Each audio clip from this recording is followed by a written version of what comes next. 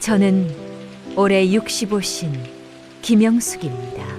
인천 송도에서 혼자 살고 있어요. 남편은 3년 전에 세상을 떠났고 아들 준호는 32이에요. 며느리 지은과 결혼한 지 3년째 되는 해예요. 처음엔 며느리가 정말 착했어요. 공손하고 예의 바른 아이였죠. 시댁 행사에도 빠짐없이 참여했고 명절 때도 열심히 도와줬어요. 그런데 결혼 1년이 지나면서 조금씩 달라지기 시작했어요. 명절 준비할 때 불평이 늘어났어요. 왜 여자들만 일하고 남자들은 쉬냐는 거였죠. 처음엔 그냥 젊은 세대의 생각이 다르니까 하고 넘어갔어요.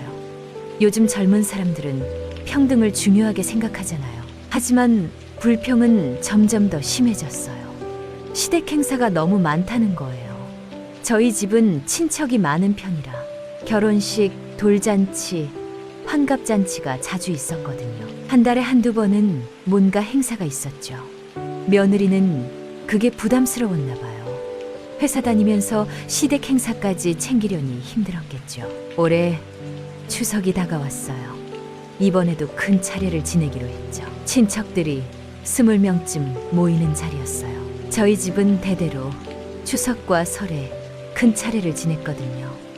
남편이 장남이었기 때문에 저희 집에서 지내는 게 당연했어요. 며느리에게 미리 얘기를 했더니 표정이 별로 좋지 않았어요. 추석 전날부터 본격적인 준비가 시작됐어요. 명절 음식을 만들어야 했거든요.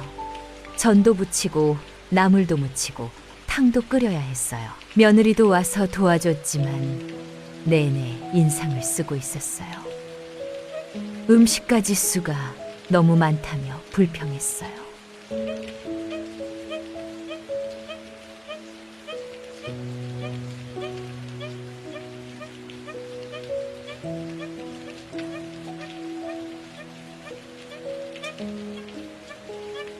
다른 집은 배달시킨다는데 왜 직접 만드냐고도 했어요. 저는 참으며 우리 집은 예부터 그래왔다고 설명했어요. 정성이 중요하다고 말했지만 며느리는 이해하지 못하는 표정이었어요. 추석 당일 아침 일찍 일어나서 차례상을 차렸어요. 며느리도 함께 준비했지만 계속 투덜거렸어요.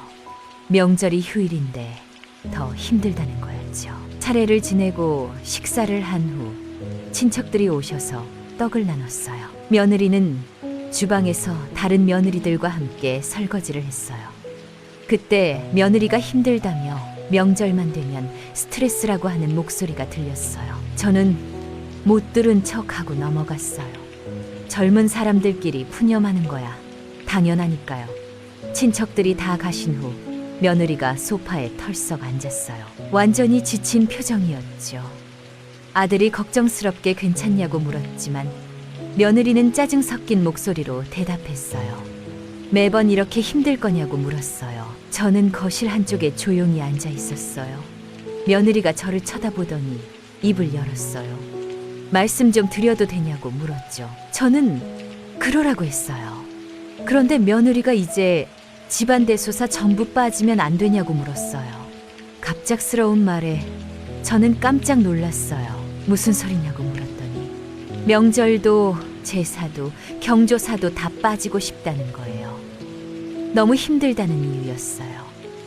며느리의 목소리가 단호했어요. 자기 일도 바쁜데 시댁 행사까지 챙기려니 버겁다는 거예요. 회사에서도 스트레스 받는데 집안일까지 하면 언제 쉬냐는 거예요. 아들이 당황해서 엄마 앞에서 무슨 소리냐고 했지만 며느리는 멈추지 않았어요. 오빠는 모른다며 시댁 행사가 얼마나 힘든지 모른다고 했어요. 아들은 그냥 가서 앉아만 있으면 되지만 자기는 요리하고 설거지하고 청소까지 다 해야 한다는 거였죠. 며느리의 불만이 폭발하는 것 같았어요. 친구들 만나면 다들 시댁 행사가 별로 없다는데 자기만 매달 뭔가 있다는 거예요. 지난달엔 삼촌 환갑이었고 그전엔 사촌 결혼식이었다며 이번엔 추석이고 다음 달엔 또 제사 있다고 했어요. 1년에 12번도 넘게 시댁 행사가 있다는 거였죠. 며느리가 숨도 안 쉬고 쏟아내는 걸 들으니 정말 많이 힘들었나 봐요. 저도 젊었을 때 시댁 행사가 부담스러웠던 기억이 났어요. 하지만 그게 며느리의 도리라고 생각했거든요. 가족이 되면 함께 모이고 함께 일하는 게 당연한 거라고 여겼죠. 그런데 요즘 세대는 생각이 다른가 봐요. 며느리가 말을 마치고 저를 쳐다봤어요. 눈빛이 단호했어요. 정말로 집안 대소사에서 빠지고 싶어하는 게 느껴졌어요. 아들은 옆에서 당황한 표정으로 저와 며느리를 번갈아 봤어. 저는 잠시 생각했어요. 화를 낼 수도 있었어요. 며느리가 도리를 모른다고 꼬집을 수도 있었죠. 하지만 문득 다른 생각이 들었어요. 며느리가 정말로 그렇게 하고 싶다면 해보라고 해주면 어떨까요? 집안 대소사에 정말로 빠지게 해주는 거예요. 그러면 며느리가 뭘 잃게 되는지 알게 될 테니까요. 저는 차분하게 며느리를 쳐다봤어요. 그리고 조용히 말했어요. 그래, 알았어. 내가 빠지고 싶으면 빠져. 며느리가 눈을 크게 떴어요. 예상하지 못한 대답이었나 봐요. 아마 제가 화를 낼 거라고 생각했을 거예요. 혹은 설득하려 들 거라고 예상했겠죠. 하지만 저는 순순히 허락했어요. 아들도 놀란 표정이었어요. 엄마, 그게 무슨... 저는 아들을 쳐다보며 괜찮다고 했어요. 며느리가 힘들다는데 억지로 시킬 순 없다고 말했죠. 며느리는 잠시 어리둥절한 표정을 지었어요. 이렇게 쉽게 허락할 줄 몰랐나 봐요. 그러다가 이내 안도하는 표로 바뀌었어요. 고맙다고 했어요. 이해해 주셔서 감사하다고 말했죠. 저는 그저 웃으며 고개를 끄덕였어요. 며느리는 드디어 자유를 얻은 것처럼 기뻐했어요.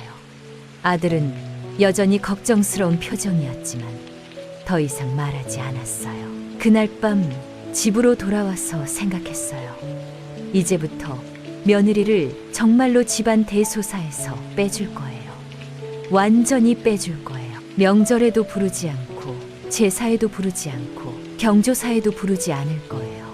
며느리가 원한 대로 해주는 거예요. 그러면 며느리가 뭘 느끼게 될까요? 정말로 자유로워질까요? 아니면 다른 걸 느끼게 될까요? 저는 조용히 미소를 지었어요. 곧 알게 되겠죠. 며느리가 선언한 다음 날부터 저는 실행에 옮겼어요. 먼저 가족 단톡방을 정리했어요. 저희 집은 대가족이라 단톡방이 여러 개 있었거든요. 친척 모임 단톡방, 명절 준비 단톡방, 경조사 알림 단톡방까지 다양했어요. 저는 그 모든 단톡방에서 며느리를 내보냈어요. 조용히 하나씩 클릭해서 내보냈죠. 며느리는 아마 알림도 못 받았을 거예요. 그냥 단톡방에서 사라진 거니까요. 며느리가 원한 대로 해주는 거였어요. 집안 대소사에서 완전히 빼주는 거죠. 아들에게는 따로 연락했어요. 준호야, 다음 주 토요일에 이모 생신이야. 네, 알겠어요, 엄마. 너만 와. 지은이는 안 불러도 돼. 엄마, 그게 아들이 난처해하는 목소리였어요. 하지만 저는 단호하게 말했어요. 지은이가 빠지겠다고 했잖아. 네 혼자 와. 아들은 더 이상 말하지 못했어요. 며느리가 직접 그렇게 선언했으니 할 말이 없었겠죠. 토요일이 됐어요. 아들이 혼자 이모 생신 자리에 왔어요. 친척들이 물었어요. 준호 와이프는 어디 갔냐고요. 저는 담담하게 대답했어요. 지은이는 바빠서 못 왔어. 친척들은 그러냐며 고개를 끄덕였어요. 하지만 속으로는 의아해하는 것 같았어요. 며느리가 시댁 행사에 안 오는 게 좀 이상하긴 했으니까요. 아들은 자리 내내 불편해 보였어요. 혼자만 온 게 민망했나 봐요. 다른 사촌들은 부부가 함께 왔는데 자기만 혼자였으니까요. 생신상 앞에서 사진도 찍었어요. 가족 사진이었죠. 며느리만 없는 사진이었어요. 나중에 그 사진을 단톡방에 올렸어요. 물론 며느리가 없는 단톡방이었죠. 며느리는 그 사진을 보지 못했을 거예요. 일주일 후에 사촌 결혼식이 있었어요. 청첩장을 보낼 때 며느리 이름은 빼달라고 했어요. 사촌이 이상하게 여겼어요. 고모 지은이는요? 지은이는 바빠서 못 올 것 같아. 준호만 적어줘. 청첩장에는 아들 이름만 적혔어요. 며느리 이름은 없었죠. 결혼식 당일 아들이 또 혼자 왔어요. 이번에도 친척들이 물었어요. 며느리는 어디 갔냐고요. 저는 똑같이 대답했어요. 바빠서 못 왔다고요. 친척들 표정이 미묘했어요. 2번 연속 안 오니까 뭔가 이상하다고 생각하는 것 같았어요. 혹시 부부 사이가 안 좋은 건 아니냐고 걱정하는 분도 있었어요. 저는 그냥 웃으며 괜찮다고 했어요. 결혼식이 끝나고 피로연을 했어요. 친척들이 모여 앉아 이야기를 나눴죠. 누구네 아들이 취직했다는 얘기, 누구네 딸이 결혼한다는 얘기가 오갔어요. 아들은 그 자리에 혼자 앉아 있었어요. 다른 사촌 부부들은 함께 앉아서 즐겁게 대화하는데 아들만 혼자였죠. 보기에 좀 안쓰러웠지만 어쩔 수 없었어요. 며느리가 선택한 거니까요. 집으로 돌아오는 길에 아들이 전화했어요. 엄마, 지은이한테 연락 좀 해주시면 안 될까요? 왜? 행사에 같이 가고 싶대요. 저는 잠시 놀랐어요. 벌써 마음이 바뀐 건가 싶었죠. 하지만 며느리가 직접 얘기해야 했어요. 지은이가 나한테 직접 말하면 생각해볼게. 엄마, 내가 원한 게 아니잖아. 지은이가 빠지겠다고 한 거지. 아들은 더 이상 말하지 못했어요. 며칠 후 명절 준비, 단톡방에 공지가 올라왔어요. 다음 달 시제 준비에 대한 내용이었어요. 누가 뭘 준비해 올지 역할 분담하는 거예요. 예전 같으면 며느리도 그 단톡방에 있어서 메시지를 받았을 거예요. 하지만 이제는 아니었어요. 며느리는 단톡방에서 빠져 있었으니까요. 저는 아들에게만 따로 연락했어요. 준호야, 다음 달 15일이 할아버지 제사야. 네, 알겠어요. 너만 오면 돼. 시간은 저녁 7시야. 아들은 대답만 하고 전화를 끊었어요. 제사 당일이 됐어요. 친척들이 모여서 제사상을 차렸어요. 며느리들이 주방에서 음식을 준비했죠. 하지만 지은이는 없었어요. 다른 며느리들이 물었어요. 근데 지은이는 어디 갔어요? 지은이는 오늘 안 와. 왜요? 아파요? 아니, 그냥 안 오는 거야. 며느리들 표정이 이상했어요. 제사에 며느리가 안 온다는 게 이해가 안 되는 것 같았어요. 제사를 지내고 음복을 했어요. 아들이 혼자 앉아서 먹고 있었어요. 다른 부부들은 나란히 앉아 있는데 아들만 덩그러니 혼자였죠. 삼촌이 아들에게 물었어요. 준호야, 지은이는 왜 안 왔어? 아들이 뭐라고 대답해야 할지 몰라 머뭇거렸어요. 제가 대신 대답했어요. 지은이가 요즘 바빠서요. 회사 일이 많대요. 삼촌이 고개를 끄덕였지만 표정은 썩 좋지 않았어요. 제사에도 안 오다니 좀 그렇다는 표정이었죠. 집으로 돌아오면서 생각했어요. 며느리가 이제 어떤 기분일까요? 처음엔 자유로워서 좋을 거예요. 시댁 행사 안 가도 되니까 편하겠죠. 하지만 조금씩 변화를 느낄 거예요. 가족들과의 연결이 끊어지는 걸요. 단톡방에서 빠지니까 가족 소식을 모르게 되는 거예요. 누가 아프다는 소식도, 누가 기쁜 일이 있다는 소식도 모르게 되죠. 사진도 못 봐요.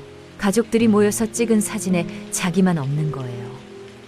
나중에 그 사진들을 보면 어떤 기분일까요? 자기만 없는 가족 사진을 보면 서운하지 않을까요? 며느리가 정말로 원한 게 이런 걸까요? 아마 처음엔 몰랐을 거예요. 집안 대소사에 안 가면 그냥 자유로운 줄 알았겠죠. 하지만 그게 다가 아니라는 걸 곧 알게 될 거예요.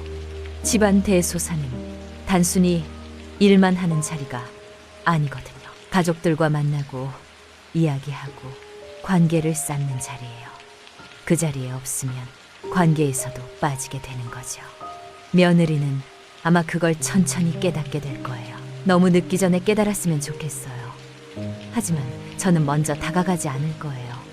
며느리가 먼저 말하기 전까지는요. 며느리가 직접 선택한 거니까 그 결과도 직접 느껴야 하니까요. 한 달이 지났어요. 그동안 크고 작은 집안 행사가 3번 있었어요. 며느리는 한 번도 오지 않았어요. 정확히는 초대받지 못한 거죠. 아들만 계속 혼자 다녔어요. 친척들 사이에서 소문이 나기 시작했어요. 준호 부부가 사이가 안 좋은 거 아니냐는 소문이요.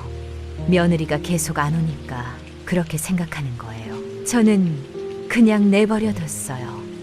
오해를 풀어줄 필요도 없었으니까요. 며느리가 정말로 원한 게 이거니까요. 2달이 지났어요.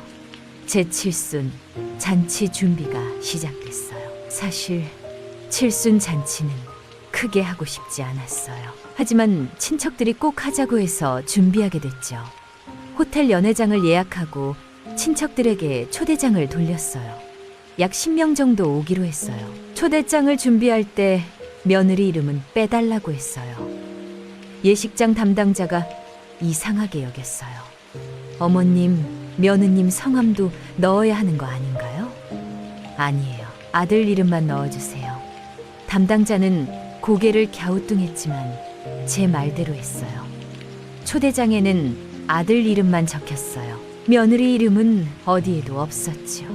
잔치 일주일 전 아들이 전화했어요. 며느리가 초대장을 받지 못했다는 거예요. 엄마, 지은이 초대장은요? 지은이는 안 보냈어. 왜요? 엄마 칠순인데. 지은이가 집안 대소사 빠지겠다고 했잖아. 전화 너머로 아들의 한숨소리가 들렸어요. 엄마, 칠순은 좀 다르지 않아요? 뭐가 달라? 집안 행사는 다 똑같지. 아들이 말을 잇지 못했어요. 며느리가 정말로 모든 집안 대소사에서 빠지겠다고 했으니까요. 칠순도 집안 대소사 중 하나였죠. 지은이가 가고 싶대요. 그래. 그럼 지은이가 나한테 직접 전화해. 엄마, 내가 대신 말할 일이 아니잖아. 지은이 생각을 지은이가 직접 말하라고 해. 저는 전화를 끊었어요. 며느리가 직접 연락하기를 기다렸어요. 하지만 며느리에게서는 연락이 오지 않았어요. 자존심이 상한 건지 아니면 정말로 안 오고 싶은 건지 모르겠어요. 칠순 잔치 당일이 됐어요. 호텔 연회장은 예쁘게 꾸며져 있었어요. 친척들이 하나둘 모여들었어요. 모두 정장을 차려입고 와서 축하해줬어요. 아들도 왔어요. 역시나 혼자였어요. 친척들이 하나같이 물었어요. 준호야, 지은이는 어디 갔어? 아들은 그때마다 난처한 표정으로 대답했어요. 지은이가 몸이 안 좋아서요. 거짓말이었죠. 며느리는 아프지 않았어요. 그냥 초대받지 못한 거였으니까요. 잔치가 시작됐어요. 제 칠순을 축하하는 영상이 나왔어요. 어렸을 적 사진부터 최근 사진까지 쭉 나왔죠. 가족들과 함께 찍은 사진도 많았어요. 아들이 어렸을 때 사진, 결혼식 사진도 나왔어요.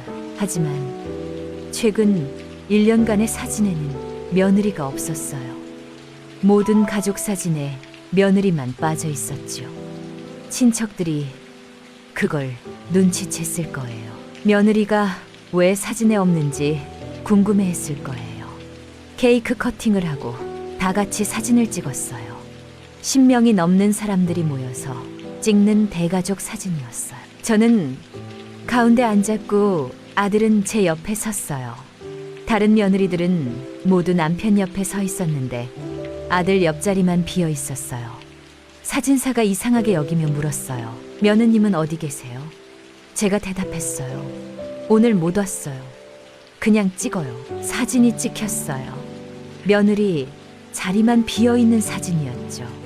나중에 그 사진을 인화해서 액자에 넣을 거예요. 며느리 없는 칠순 잔치 사진이 영원히 남는 거예요. 식사가 끝나고 친척들이 모여 앉아 이야기를 나눴어요. 고모가 저에게 조심스럽게 물었어요. 영수가, 지은이가 요즘 왜 안 오니? 걔가 안 오겠다고 했어. 무슨 소리야? 집안 대소사 빠지겠다고 선언했어. 그래서 부르지 않는 거야. 고모가 깜짝 놀란 표정을 지었어요. 세상에, 며느리가 그런 말을 했어? 그래, 힘들다고 하더라. 고모가 혀를 찼어요. 요즘 며느리들은 정말 다르구나. 다른 친척들도 그 대화를 들었어요. 수근수근 이야기하기 시작했어요. 며느리가 집안 대소사를 거부했다는 소문이 친척들 사이에 퍼졌어요. 아들은 그 자리에 있기가 너무 민망했을 거예요. 얼굴이 빨개져서 고개를 숙이고 있었어요. 잔치가 끝나고 집으로 돌아왔어요. 아들이 뒤따라와서 현관 앞에서 기다리고 있었어요. 엄마, 얘기 좀 할 수 있을까요? 저는 아들을 집 안으로 들였어요. 거실에 앉아서 차를 마시며 대화를 시작했어요. 엄마, 지은이가 정말 속상해요. 왜? 오늘 칠순 잔치에 못 와서요. 걔가 집안 대소사 빠지겠다고 했잖아. 그래도 엄마 칠순은 특별하잖아요. 저는 고개를 저었어요. 특별한 거 없어. 집안 대소사는 다 똑같. 엄마, 준호야, 지은이가 뭘 원하는지 알아? 아들이 저를 쳐다봤어요. 지은이는 편한 것만 원했어. 집안일은 하기 싫고 행사는 가기 싫고. 하지만 가족이 된다는 건 그런 게 아니야. 저는 천천히 말했어요. 힘든 일도 함께하고 기쁜 일도 함께하는 게 가족이지. 지은이는 힘든 건 빠지고 싶어 했어. 그래서 내가 진짜로 빼준 거야. 아들이 입술을 깨물었어요. 그런데 힘든 것만 빠지는 게 아니더라고. 기쁜 것도 소중한 것도 함께 빠지게 되는 거야. 오늘 칠순잔치도 그래. 제 말에 아들이 고개를 끄덕였어요. 지은이가 후회하고 있어요. 그래, 그럼 지은이가 나한테 직접 말해야지. 엄마한테 말하기 부끄럽대요. 부끄러우면 계속 빠져야지. 뭐? 저는 단호하게 말했어요. 아들이 난처한 표정을 지었어요. 며느리와 저 사이에 끼어서 힘들었겠죠. 하지만 어쩔 수 없었어요. 며느리가 스스로 선택한 거니까요. 아들이 돌아간 후 저는 칠순 잔치 사진을 꺼내봤어요. 며느리 자리만 비어있는 사진이었어요. 나중에 며느리가 이 사진을 보면 어떤 기분일까요? 평생 남을 가족 사진에 자기만 없다는 걸 알게 되면요. 아마 후회할 거예요. 하지만 그것도 배움이에요. 가족이라는 건 당연한 게 아니라는 걸 배우는 거죠. 며칠 후 며느리가 친구에게 전화하는 소리를 아들이 우연히 들었대요. 며느리가 시어머니 칠순잔치에 못 갔다며 속상해 하더래요. 친구가 왜 못 갔냐고 물었대요. 며느리는 대답을 못하고 울기만 했대요. 자기가 빠지겠다고 해서 초대받지 못했다고는 말 못했겠죠. 아들이 그 얘기를 저에게 했어요. 엄마, 지은이가 정말 후회하고 있어요. 그래도 나한테는 말 안 하잖아. 지은이가 용기를 못 내는 것 같아요. 그럼 계속 그렇게 지내겠네. 저는 냉정하게 말했어요. 며느리가 먼저 다가오지 않으면 저도 먼저 다가가지 않을 거예요. 이건 며느리가 배워야 할 교훈이었으니까요. 한 달이 더 지났어요. 그동안 며느리는 계속 집안 행사에 오지 않았어요. 사촌 돌잔치도, 친척 회갑도, 명절 차례도 빠졌어요. 모든 가족 사진에 며느리만 없었어요. 며느리는 점점 더 소외되고 있었어요. 친척들 사이에서 며느리 이야기가 나올 때마다 며느리는 없었어요. 며느리는 가족의 일부가 아닌 것처럼 취급됐어요. 며느리가 원한 대로였죠. 집안 대소사에서 빠진 거예요. 하지만 그와 함께 가족에서도 빠진 거예요. 며느리가 이제 어떤 기분일까요? 정말로 자유로울까요? 아니면 외로울까요? 곧 알게 될 거예요. 석 달이 지났어요. 이제 며느리가 집안 행사에 안 오는 게 당연해졌어요. 친척들도 더 이상 며느리 얘기를 꺼내지 않았어요. 준원의 와이프는 원래 바쁜 사람이라고 생각하게 된 것 같아요. 어느 날 사촌 동생 결혼식 청첩장이 왔어요. 사촌 동생은 제 고모 아들이었어요. 저와 친하게 지내던 조카였죠. 청첩장 봉투에는 저와 아들 이름만 적혀 있었어요. 며느리 이름은 처음부터 없었어요. 이제 친척들도 며느리를 빼고 청첩장을 보내는 거예요. 며느리가 어차피 안 올 거라고 생각하니까요. 결혼식 날짜가 다가왔어요. 아들에게 연락했어요. 준호야, 이번 주 토요일이 사촌 결혼식이야. 네, 알고 있어요. 혼자 올 거지? 엄마 지은이도 데려가면 안 될까요? 아들이 조심스럽게 물었어요. 청첩장에 지은이 이름 없었잖아. 그래도 가족인데. 지은이가 집안 대소사 빠지겠다고 했어. 결혼식도 대소사야. 아들이 한숨을 쉬었어요. 엄마 지은이가 요즘 너무 힘들어해요. 왜? 친구들이 다 가족 행사 다니는데 자기만 못 간대요. 그래서 외로워한다고요. 저는 잠시 말을 멈췄어요. 며느리가 드디어 외로움을 느끼기 시작한 거예요. 하지만 아직은 때가 아니었어요. 지은이가 나한테 직접 말하기 전까지는 안 돼. 알겠어요, 엄마. 결혼식 당일이 됐어요. 아들이 혼자 왔어요. 이번에는 친척들도 며느리 얘기를 하지 않았어요. 익숙해진 거죠. 준호는 원래 혼자 다니는 거라고 생각하게 된 거예요. 결혼식이 끝나고 피로 연장으로 이동했어요. 테이블마다 가족들이 앉아 있었어요. 부부가 나란히 앉아서 식사하고 대화하는 모습이 보였어요. 아들은 제 옆자리에 혼자 앉았어요. 옆자리가 비어 있었죠. 식사하는 내내 아들은 불편해 보였어요. 주변을 둘러봐도 혼자 온 사람은 아들뿐이었어요. 미혼인 사촌들도 있었지만 그들은 친구들끼리 모여 앉아 있었어요. 기혼자 중에 혼자 온 사람은 아들만이었죠. 피로연이 끝나고 집으로 돌아오는 길이었어요. 아들에게서 전화가 왔어요. 엄마, 지은이가 울고 있어요. 왜? 친구가 가족 단톡방 캡처 보내줬는데 거기에 자기만 없대요. 저는 무슨 말인지 알 것 같았어요. 며느리 친구 시댁에서 가족 단톡방이 있었나 봐요. 그 단톡방에는 며느리 친구도 들어가 있었겠죠. 하지만 우리 집 단톡방에는 지은이가 없으니까요. 그래서 지은이가 자기만 가족 취급 안 받는다고 울어요. 지은이가 빠지겠다고 한 거잖아. 엄마, 준우야, 엄마는 지은이가 원한 대로 해준 거야. 더 이상 할 말 없어. 저는 전화를 끊었어요. 며느리가 이제 가족에서 소외되는 기분을 제대로 느끼고 있었어요. 일주일 후 제 친한 친구 남편이 돌아가셨어요. 장례식장으로 조문을 가야 했어요. 아들에게 연락했어요. 준우야, 김 여사 남편 돌아가셨대. 같이 가자. 네, 언제 갈까요? 내일 저녁 7시에 장례식장에서 만나자. 알겠어요. 다음 날 장례식장에 갔어요. 아들이 먼저 와서 기다리고 있었어요. 역시나 혼자였어요. 조문객 명부에 이름을 적었어요. 제 이름과 아들 이름만 적었죠. 며느리 이름은 적지 않았어요. 부의금 봉투도 준비했어요. 봉투에도 저와 아들 이름만 썼어요. 며느리 이름은 없었죠. 분양을 하고 절을 한 후 상주에게 인사했어요. 친구가 고마워하며 맞아줬어요. 영수가 와줘서 고마워. 당연하지. 많이 힘들지? 너무 갑작스러워서. 친구가 눈물을 닦았어요. 그러다가 아들을 보더니 물었어요. 준호 혼자 왔어? 지은이는 바빠서 못 왔어. 친구가 아쉬운 표정을 지었어요. 그래도 조문은 와야 하는 거 아니야? 저는 그냥 웃으며 넘어갔어요. 빈소를 나와 아들과 함께 차를 마셨어요.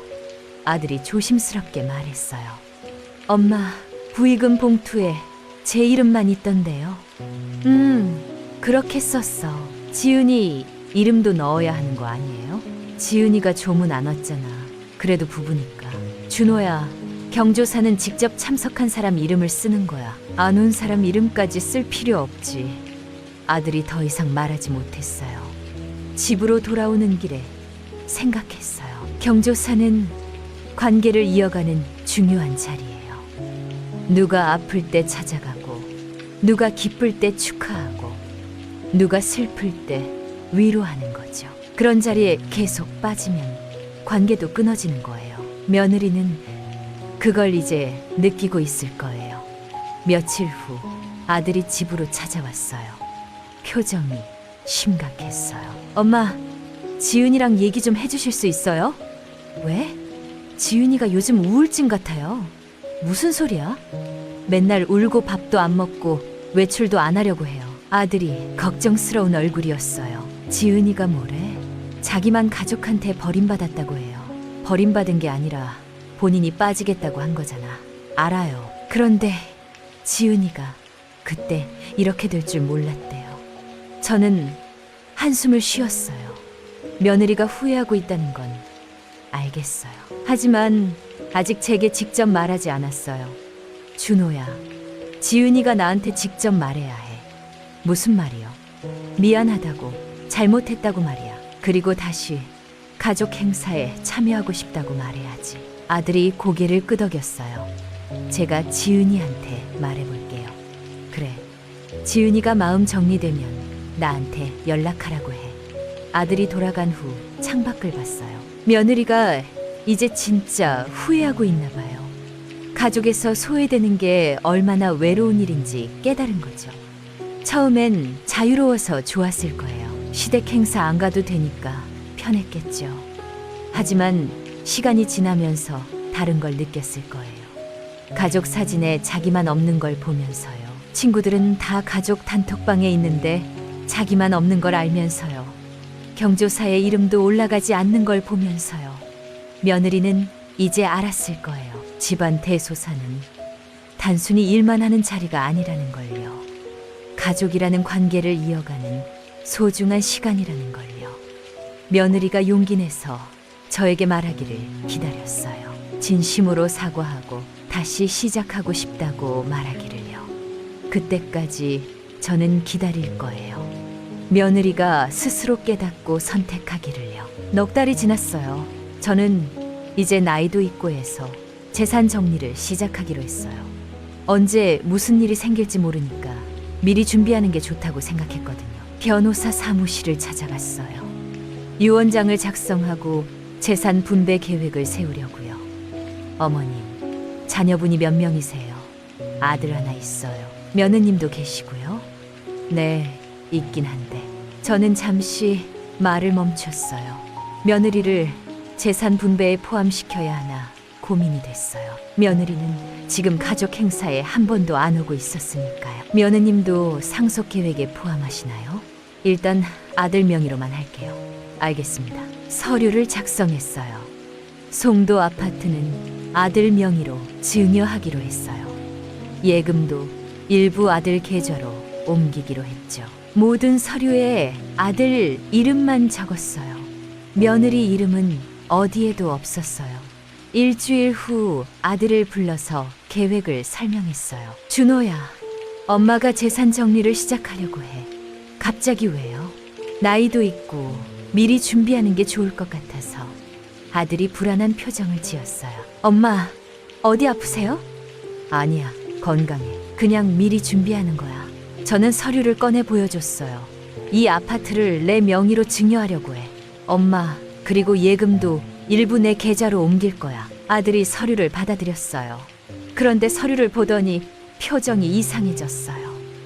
엄마, 여기에 지은이 이름은 없네요? 내 명의로만 할 거야. 왜요? 지은이도 며느리인데. 지은이는 우리 가족 행사에 안 나오잖아. 그건 가족 구성원으로 인정받고 싶으면 가족처럼 행동해야지. 아들이 할 말을 잃었어요. 며느리가 집안 대소사를 다 빠졌으니까요. 엄마, 그래도 재산 문제는 좀 다르지 않나요? 뭐가 달라? 가족이면 다 함께 하는 거지. 힘든 일도 함께 하고 기쁜 일도 함께 하고 재산도 함께 하는 거야. 지은이는 힘든 일을 빠졌어. 그럼 재산도 빠지는 거지. 아들이 아무 말도 못했어요. 제 논리가 맞았으니까요. 며느리가 의무는 다 하지 않으면서 권리만 주장할 순 없는 거였어요. 준우야, 지은이한테 전해. 뭐라고요? 가족으로 인정받고 싶으면 가족 행사에 나오라고. 그래야 재산 분배도 고려할 거라고. 아들이 고개를 떨어뜨렸어요. 집으로 돌아가는 아들의 뒷모습이 무거워 보였어요. 며칠 후 명절이 다가왔어요. 이번에는 중소 추석이 아니라 작은 제사였어요. 친척들에게 연락을 돌렸어요. 아들에게도 연락했어요. 준우야, 이번 주 토요일 저녁에 제사야. 네, 알겠어요. 올 때 명절 용돈 줄게. 혼자 와. 네. 아들의 목소리가 힘이 없었어요. 제사 당일이 됐어요. 친척들이 모여서 제사상을 차렸어요. 이번에도 며느리는 오지 않았어요. 제사를 지내고 음복을 한 후 용돈을 나눠줬어요. 기혼인 조카들에게 각각 봉투를 줬어요. 다른 조카들은 부부 명의로 봉투를 받았어요. 하지만 아들에게는 아들 이름으로 만든 봉투를 줬어요. 준우야, 이거 받아. 아들이 봉투를 받았어요. 봉투에는 아들 이름만 적혀 있었죠. 다른 조카들 봉투에는 부부 이름이 다 적혀 있는데요. 아들 봉투만 혼자 이름이었어요. 아들이 봉투를 보더니 씁쓸한 표정을 지었어요. 제사가 끝나고 친척들이 모여 앉아 이야기를 나눴어요. 재산 얘기가 나왔어요. 삼촌이 말했어요.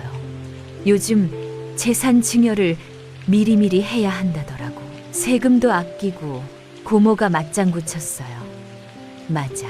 나도 아들한테 집 증여했어. 며느리 이름도 같이 넣었지. 제가 말했어요. 저는 준우 명의로만 할 거예요. 고모가 놀란 표정으로 물었어요. 지은이 이름은 안 넣어? 지은이는 우리 집안 행사에 안 나오잖아요. 가족 구성원으로 인정하기 어렵죠. 고모가 고개를 끄덕였어요. 그것도 그렇네. 다른 친척들도 수긍하는 표정이었어요. 며느리가 집안 대소사를 계속 빠지니까 당연하다고 생각하는 것 같았어요. 아들은 그 자리에 앉아서 듣고만 있었어요. 얼굴이 점점 굳어갔어요. 집으로 돌아가는 아들에게 말했어요. 준우야, 지은이한테 잘 전해. 네, 재산은 가족한테만 주는 거야. 가족이 되려면 가족처럼 행동해야 하고. 아들이 고개를 끄덕이고 떠났어요. 다음 날 아들에게서 급한 전화가 왔어요. 엄마, 지은이가 친정에 가버렸어요. 왜? 엄마가 자기를 가족으로 안 본다고 상처받았대요. 내가 언제 가족 아니라고 했어? 재산 분배해서 빼셨잖아요. 그건 지은이가 가족 행사를 빠져서 그런 거잖아. 아들이 한숨을 쉬었어요. 지은이가 자기만 차별받는다고 해요. 차별이 아니라 당연한 거야. 가족 모임이 안 나오는데 왜 가족 대접을 받아? 아들이 대답하지 못했어요. 며느리는 친정에서 일주일을 있었어요. 그동안 아들이 매일 전화했지만 며느리는 받지 않았대요. 친정어머니가 아들에게 전화했어요. 며느리가 너무 우울해한다는 거예요. 시댁에서 완전히 따돌림 당한다고 울기만 한대요. 아들이 저에게 와서 하소연했어요. 엄마, 이러다 우리 부부 이혼할 것 같아요. 그럼 지은이가 나한테 와서 얘기하면 되잖아. 지은이가 무서워서 못 온대요. 뭐가 무서워? 엄마한테 혼날까 봐요. 저는 한숨을 쉬었어요. 며느리가 아직도 잘못을 인정하지 못하는 것 같았어요. 준우야, 엄마는 지은이한테 화난 게 아니야. 그럼 뭐예요? 지은이가 스스로 배우길 바라는 거야. 가족이라는 게 뭔지 말이야. 아들이 저를 쳐다봤어요. 가족은 의무와 권리가 함께 오는 거야.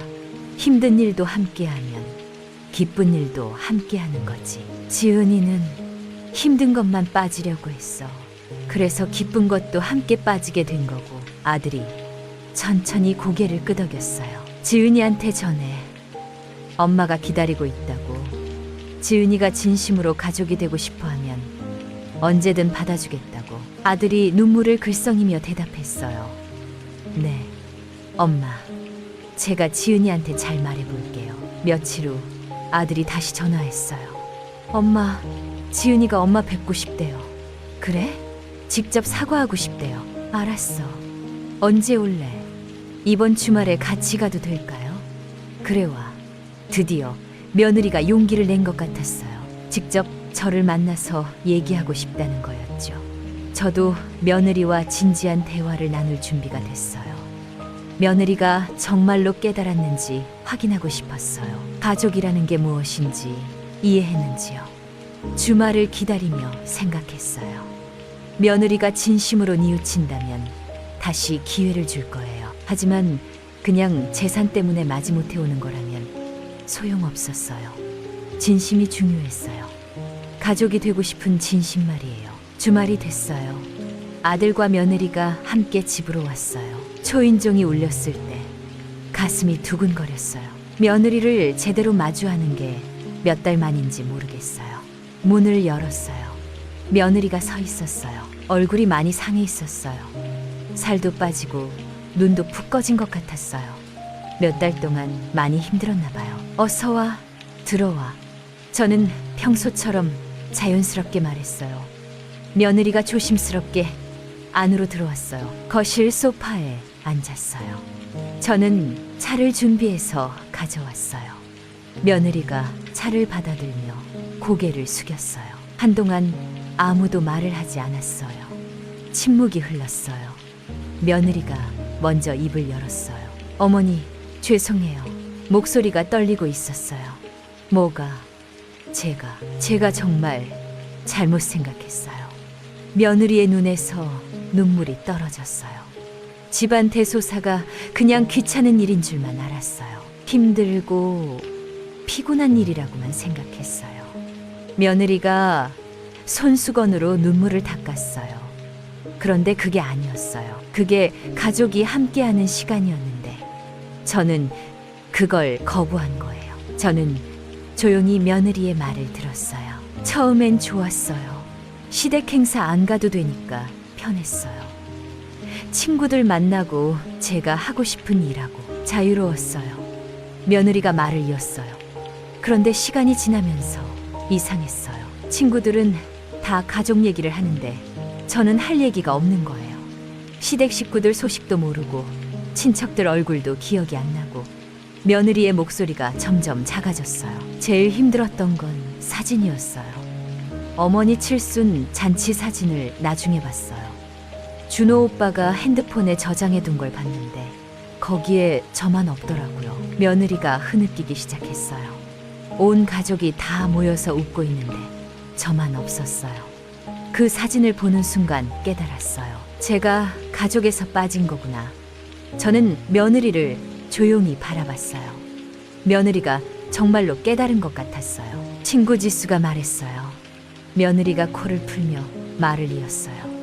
지수네 시댁도 행사가 많대요. 저희보다 더 많을 수도 있어요. 그런데 지수는 한 번도 빠진 적이 없대요. 왜 그러냐고 물었더니 며느리가 잠시 말을 멈췄어요. 지수가 그러더라고요. 그게 가족이 되는 과정이라고. 힘들어도 함께하면 진짜 가족이 된다고. 그 말 듣고 정말 후회했어요. 며느리가 저를 쳐다봤어요. 눈이 빨갛게 충혈돼 있었어요. 어머니, 제가 너무 어리석었어요. 일만 하는 줄 알았는데 관계를 쌓는 시간이었는데 저는 그걸 다 거부했어요. 며느리가 무릎을 꿇었어요. 어머니, 제발 한 번만 용서해 주세요. 다시 기회를 주세요. 이제는 정말 열심히 할게요. 아들도 옆에서 함께 무릎을 꿇었어요. 엄마 지은이가 정말 반성하고 있어요. 제발 다시 기회를 주세요. 저는 두 사람을 보며 생각했어요.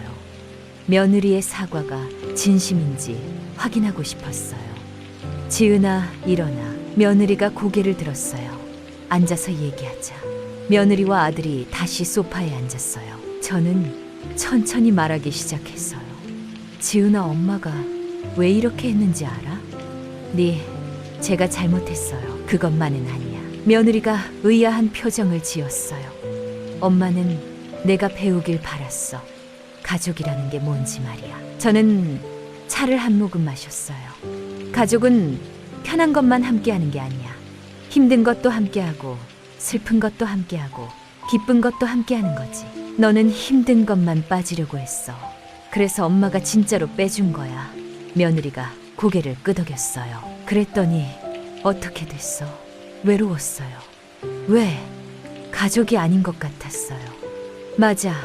넌 가족이 아니었어. 며느리가 깜짝 놀란 표정을 지었어요. 내가 가족이 되길 거부했으니까. 집안 대소사를 빠진다는 건 가족이 되길 포기하는 거야. 저는 며느리의 눈을 똑바로 쳐다봤어요. 지은아, 가족이 되는 건 쉬운 일이 아니야. 결혼했다고 자동으로 가족이 되는 게 아니거든. 함께 시간을 보내고, 함께 일하고, 함께 웃고 울면서 가족이 되는 거야. 며느리가 눈물을 흘리며 들었어요.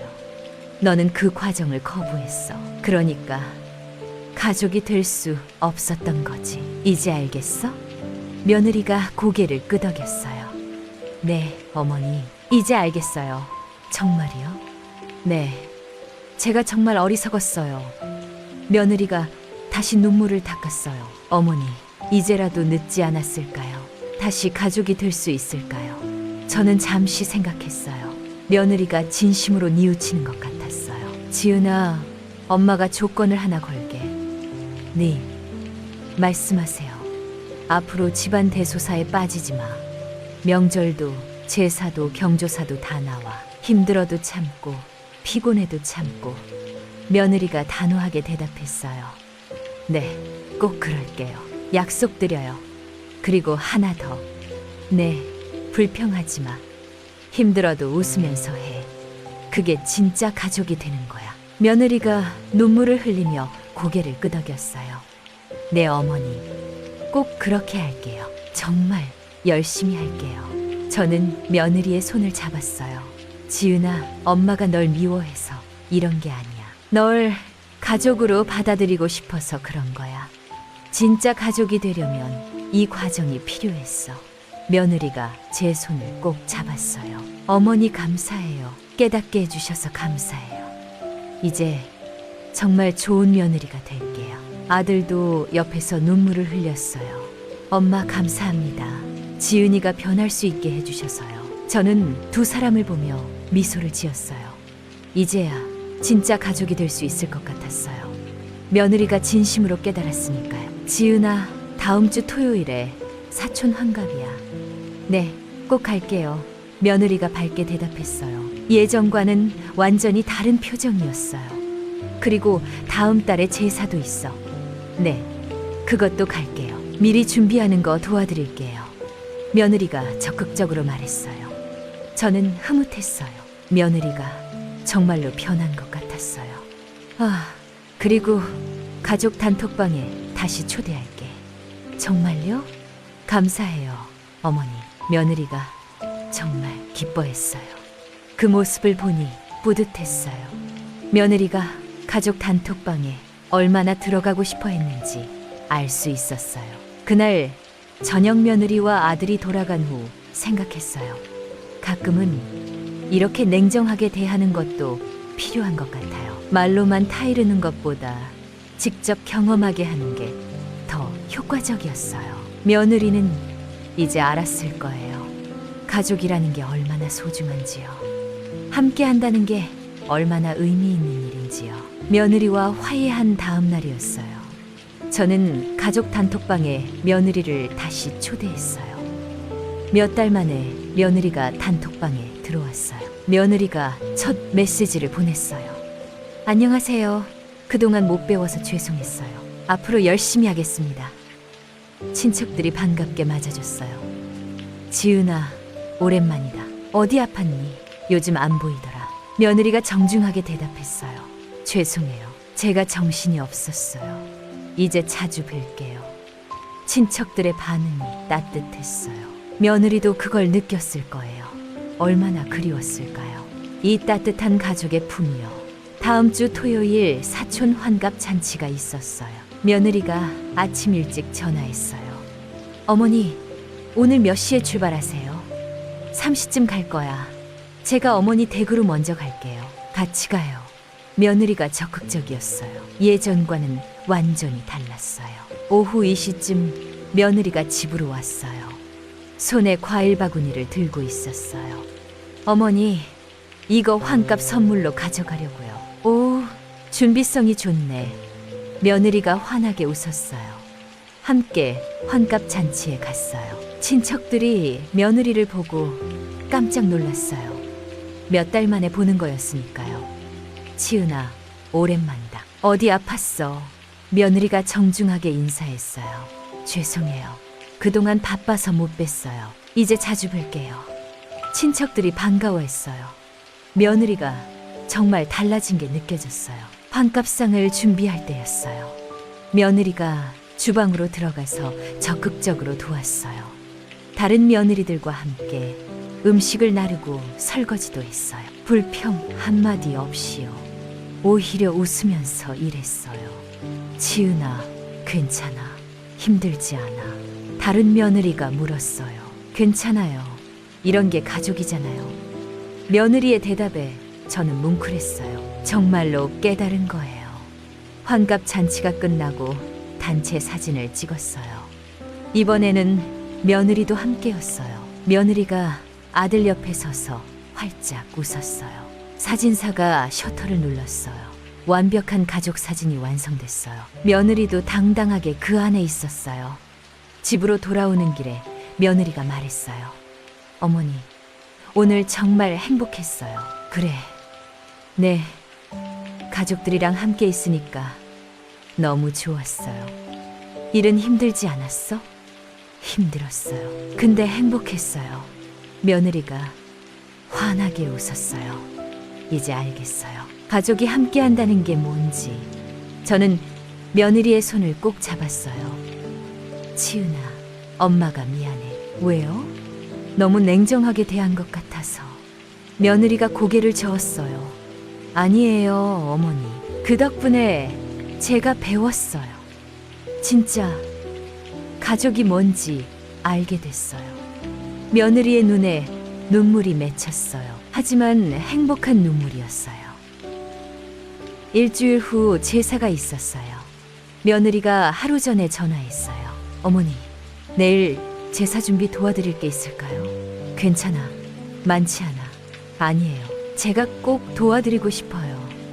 며느리가 제사 전날부터 와서 준비를 도왔어요. 나물도 무치고 전도 부쳤어요. 새벽까지 함께 일했어요. 한 번도 힘들다는 소리를 하지 않았어요. 오히려 즐거워하는 것 같았어요. 어머니, 이렇게 하는 게 맞아요? 그래, 잘하고 있어. 다행이다. 제대로 배우고 싶어요. 며느리가 정말 열심히 배웠어요. 제사상 차리는 법도 절하는 법도요. 진심으로 가족의 일원이 되고 싶어 하는 게 느껴졌어요. 제사를 지내고 음복을 할 때였어요. 삼촌이 며느리를 보며 말했어요. 지은아, 요즘 많이 달라졌네. 네, 제가 정신을 차렸어요. 그동안 뭐 했어? 며느리가 솔직하게 대답했어요. 제가 가족의 소중함을 몰랐어요. 힘든 일만 피하려고 했죠. 그런데 어머니가 깨닫게 해주셨어요. 삼촌이 저를 보며 웃었어요. 영수가 내가 잘 가르쳤구나. 교육을 제대로 시켰네. 친척들이 모두 고개를 끄덕였어요. 며느리의 변화를 모두가 인정했어요. 한 달이 지났어요. 며느리는 정말로 달라졌어요. 집안 대소사에 빠짐없이 참석했어요. 아무리 바빠도 아무리 힘들어도요. 작은 친척 모임에도 꼭 나왔어요. 그리고 항상 웃으면서 일했어요. 불평 한마디 없이요. 어느 날 며느리가 친구들과 만났대요. 친구들이 물었대요. 지은아, 요즘 시댁 행사 많이 다니지?